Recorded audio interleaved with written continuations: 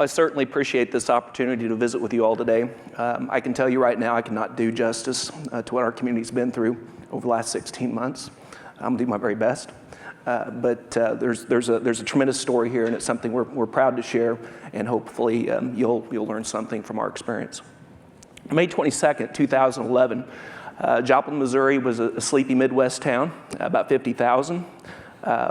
In terms of poverty, we are a high poverty area. In my school district, I have 7,000, at that time, 7,747 students, a 62% poverty rate. So a very impoverished town, and but as you will soon see, a very resilient town. May 22nd, 2011 was graduation day in the Joplin schools. It was a Sunday afternoon. We held our graduation ceremony at 3 o'clock in the afternoon, and it was promptly over at 5 o'clock.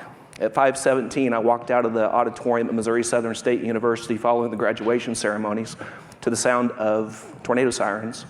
And also at that time got a phone call from my wife to let me know that a tornado had been spotted north of Joplin. So I did what any good Midwesterner does. It's been around tornadoes a lot. The tornado was north, so instead of seeking shelter, I hopped in my car and headed south. And that turned out to be a mistake. The storm changed, it shifted dramatically and became a massive storm that came in on the west side of Joplin as I was heading home. And I drove into the storm just about half a mile from my home.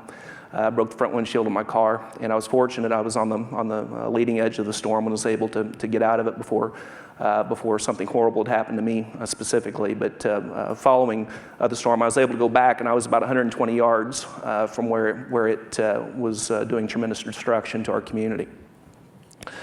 So May 22nd, 2011, it started out as a great day of celebration as we graduated one of the largest graduating classes in our community. We struggle with the graduation rate like so many communities across our country, and we've done some amazing things in engaging in our community to try to build resiliency in our children and our community, and building a real fabric, weaving a fabric of togetherness in our community prior to the storm so that we graduate more kids. And as a result of that effort, we were graduating the largest graduating class in quite some time, about 465 seniors that day, and we'd actually cut the dropout rate in half, and we were really proud of that. So as I was making my way home and experienced that storm up close and personal, one of the scary things for me was not knowing whether or not I was driving into the storm or driving away from it. And I managed to get myself to my house, got down in the basement with my wife, and we rode it out there. I was fortunate, our house was not hit. Most of the damage is about 6 houses to our immediate north from that point forward. But it was a very slow-moving EF5 tornado with winds in excess of 200 miles an hour that spent 6.5 miles on the ground through the heart of Joplin over the course of 32 minutes, if it gives you some perspective of the time it spent on the ground, how slow it was moving. As far as the school district is concerned, we had 3,000 kids that lived in the path of that storm. We had 9 schools that were damaged, plus my administration building that makes 10. Out of those 9 schools, 6 of them were completely destroyed, representing about 600,000 square feet of educational space in our schools. As a community, as you see in this video, as that tornado ripped across our town, it damaged or destroyed 8,000 homes. It got to the point it was about a mile wide. Hit one of our 2 regional hospitals, and destroyed 18,000 vehicles, 400 businesses, and left everything in a shambles. And the worst thing, and the thing that I struggle with the most, is the loss of 161 friends and neighbors. 7 of those were children in my schools and 1 staff member. As the storm passed, it left in its aftermath a debris field, again, a mile wide, 6.5 miles long.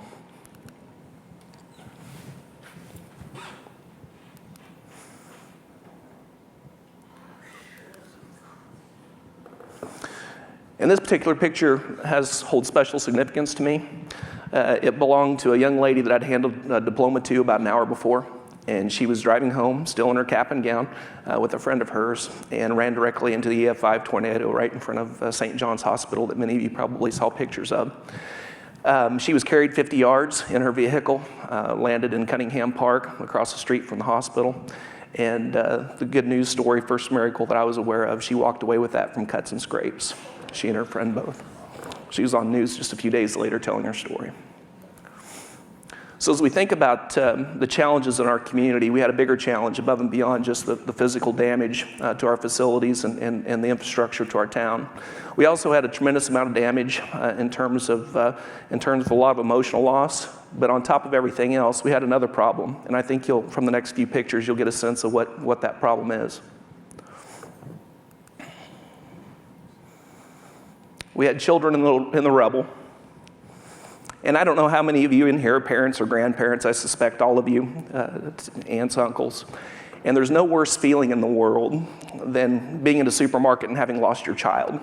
And in the school business, that happens from time to time. We'll have a kid that gets off the wrong bus stop, and that happens. They'll get picked up by a family member that they don't check them out appropriately. That happens. Sometimes they get off the bus at the right location and go home with a friend. Sometimes that happens. And knock on wood, in my 15 years in administration, I've never lost a kid. But I can tell you, at this time in my life, I had 7,747 kids that I was responsible for, and I could only count for my 2 children. And it was the worst feeling in the world. And so as we think about a community tragedy and the ability to bounce back and be resilient, you can't forget the children. Parents cannot do the work that needs to be done. They can't do the cleanup, the debris removal, if they've got a 5-year-old hanging on their leg. I've got a 3-year-old, and I can't even do dishes when she's hanging on my leg. So it's really important, and I think our role right away as a school district became very, very obvious. So on the evening of the Monday following the storm, May 23rd, and into the early morning hours on May 24th, specifically at around 2 o'clock in the morning, after 44 hours of no sleep, I made a decision. At this point in time, I was staying at my new emergency command center since we lost our administration building at North Middle School. I was staying in a counselor's office and I had pulled a nurse's cot in there. And I was sitting there just kind of reflecting on our situation, not really having a good sense as to what to do. And I'll be honest, I had a little cry and said some prayers and started getting focused and made the decision that our role in this disaster was to do what we do best, and that's take care of kids. So the next morning, we got our administrative team together, and we went through my agenda that I developed that night before between 2 o'clock and 8 o'clock in the morning, and sat down with them, went through the agenda, and I made this announcement. School starts in 84 days. Let's get to work. Now, at that point in time, they had no idea that I was going to be announcing that we were going to be starting school on time on August 17th, 2011, 84 days later, just as scheduled. And they looked at one another and kind of shrugged their shoulders, and I took that to mean that they're all on board, ready to roll. I've got a great team, and they're amazing, amazing individuals, each one of them, leaders in their own right. They tell me now they thought I was nuts, but you know they put their heads down, they went to work. And over the course of the next 84 days, we did some amazing things for our kids and for our families as we helped the community recover. And just to give you a perspective, our 11th and 12th graders, as I said, we lost about 600,000 square feet of educational space, so we had to go do the hard work of constructing some temporary facilities. We wanted to do it right for our kids. They deserve that. So we took this old box store at North Park Mall for our 11th and 12th graders, 100,000 square feet of space, and we converted it over the course of 55 days. It took about that long to do the planning, and they didn't swing a hammer until 55 days out, and they turned it into a 21st century high-tech, sleek school that I can tell you right now is going to serve as a model for other schools across this country going forward. Complete with coffee shop. This is JoJo's. The kids run the coffee shop. They develop their own business plan. They do their own marketing, and a few of their first customers look like these individuals. We have United States Secretary of Education Arnie Duncan, U.S. Secretary of Homeland Security Janet Napolitano, and Craig Fugate with FEMA. And just recently, it received the McConnell Award, which is the International Award for K-12 school design. So we were really, really proud of that. But you'll be hearing more about the Joplin High School in the future. I have no doubt we're doing some amazing things. And it's not about the building; it's the programming, really. And we're very excited about what we're going to be doing for kids. So as we think about our efforts beyond construction, more importantly, we took care of our school family. We ran buses as ambulances and emergency transports for quite some time after the storm. We ran them for 48 hours straight immediately following the storm. No flat tires. That doesn't happen on a good day. I accounted for the status of all of our students and staff. We had our students all found by 2 o'clock on Saturday following the storm. Our staff we found by Wednesday. We opened undamaged schools for temporary shelters. We opened a central distribution center to help meet needs of families. Trained our staff regarding post-traumatic stress disorder so they knew what to look for in our children. We opened summer school on time, which was a challenge, and we extended summer school and provided transportation because of all of our families that didn't have cars now. And we provided extended transportation for displaced students. Held a winter camp so that we could take care of our children over the winter months, especially those in the FEMA trailers, and met the basic needs and mental health needs of our families and staff. All important things, the most important things. I'm really proud of the work we did to take care of our people. So August 17th, what was first known as an impossible goal became known as the promise kept. And as we talk about this idea of resiliency, I think there's an important lesson learned in Joplin that I hope you all take with you today. Resiliency doesn't happen by accident. It starts first and foremost by this: developing relationships. Relationships are the most important thing. It's what's carried us through these last number of months, and it's what prepared us for that day.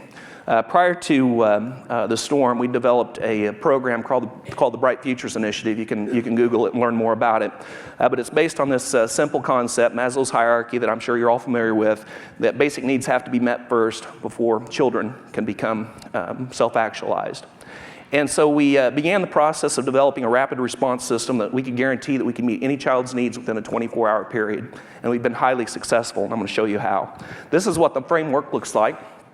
If you look at just the front half of this circle, it's about tapping into the time, talent, and treasure of our community.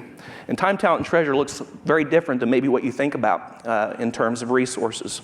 And I'm going to give you a quick example. Most people think when you think treasure, they think about that check that often gets written to schools as a donation. Well, that's not what I'm talking about. Real resiliency and real relationships are built on people getting their hands dirty and getting involved with their kids on a much higher level.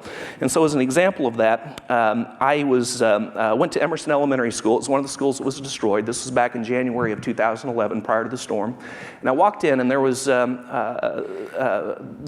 this presentation that was going to happen. Community Foundation of the Ozarks was going to give a check to that school for their snack pack program. It's a program we established to help food insecure children that don't have food to eat on weekends. And so I went there for that check presentation. But what was unique was that when I walked in, there were 230 elementary students, K through 5, that were sitting on the floor. In elementary school, I don't know if there's any elementary teachers in here, crisscross applesauce. They were sitting on their buns, hands in their laps, facing the front, all behaving themselves, waiting for this presentation to start. But what was unique is that every one of those kids, 230 of them, had a stocking cap on their head. Not just any stocking cap, hand-knitted stocking cap on their head.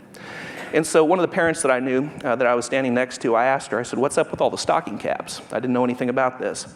And she said, "Do you see those two elderly ladies over in the corner?" And I said, "Yes." And she said, "Well, they're our faith-based partner because we've tapped into the time, talent, and treasure of our faith community, our human service agencies, and our business community." We developed 269 partnerships prior to the storm between April of 2010 and May of 2011. And she says, those two ladies, they're part of our site council. They're our faith partner on our site council. We were talking about the needs of our kids, and we came to realize that the winter months were coming up, and these kids needed a resource. They needed stocking caps and gloves and scarves to get through the winter.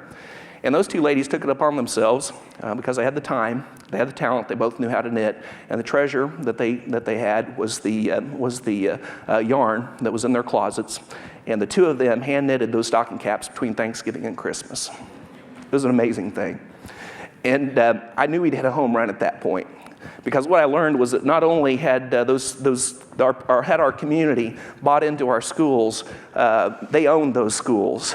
They saw those schools as their schools, and they saw those kids as their kids. And we were wrapping our arms around kids that never had their arms wrapped around them before. When we talk about resiliency in children, part of that is love, and this is kind of what it looked like. Isn't that awesome? 25% of the children in that school have a parent that's either been incarcerated or is currently incarcerated. And these two young ladies, I love these pictures. These are happy kids.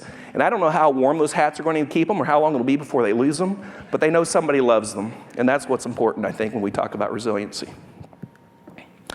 So our system that we've established for student support is a tiered system. The first tier is using existing community resources. As I mentioned, we've partnered with human service agencies in our community. We go to them first. We add value to their work by matching the resources they have up to the needs in our school. Tier 2 is kind of interesting, though. We use social media to a high degree, and it's really exciting. And what we do with social media looks like this. I'm going to try to read it from here. It says, help, we have a high school girl in need of a nice suitable outfit suitable for interviews. She is on her own and working hard towards graduation and finding employment. She will need a size larger XL blouse and dress pants in size 13. She also needs a pair of nice shoes to match because, as we all know, shoes always make the outfit. And then it gives the contact information. We meet any kid's need. First, we always go to our human service agencies first. Second, if they can't meet that need within 24 hours, we go to social media. We post it out on Facebook. We have over 6,300 Facebook fans that are part of that. Most of those are soccer moms who are highly competitive. And as soon as we put that post out there, usually within seconds, that need is met. Now, we have had one that went a few days. That was a Mandarin Chinese interpreter. And we don't grow those on trees in southwest Missouri, believe it or not. So it took about 3 days as a friend of a friend of a friend of a friend on Facebook that found us a Mandarin Chinese interpreter to help us do a parent-teacher conference with a second language learner. So it's just been an amazing experience, and we always go to Facebook when we can't find it, and we very seldom get to Tier 3, which is this next slide, High Needs Fund. We call it the Eagle Angel Fund. We're the Joplin Eagles. And we only get into that typically when it's a homeless type situation. We have a lot of high school students who are homeless and used to have. Now we take care of those kids, and we have a resource to do that. And usually what we have to do, and the purpose of that fund is to provide gap funding, because our resources out there and available for those kids, but oftentimes they're on the verge of being kicked out of an apartment or getting their power turned off and having to move back into a really horrible situation, whether it be drugs or abuse or something like that. And so we're able to go in and provide the gap funding so that they can be hooked up with the appropriate agencies out in the community. So it works very, very well. So that's the model on the front half. In the middle, you'll see some talk about capacity building. We do a lot of work with our community to build capacity and raise the level of awareness and develop leadership capacity amongst the adults by providing them knowledge about our schools and poverty issues that we face. But on the back side of this, we think it's really important that kids learn how to give back. As you develop leaders in your communities, you have to train your kids up right. So that's not all about take. Kids need to grow up to be others-centered. They can't be self-centered. We need to teach them to be others-centered. And I think that's one of the reasons we were so successful in our community, because everybody took care of one another and did what needed to be done for the right reasons. I want to finish up with this last slide. The other thing I think that really matters is saying thank you. And I love this quote by a gentleman by the name of Max Dupree. It's a book that I read probably 15 years ago, and this quote's always stuck with me. It says, first and foremost, the responsibility of a leader is to define reality. I think we did a great job of that in Joplin shortly after the storm. The last responsibility is to say thank you.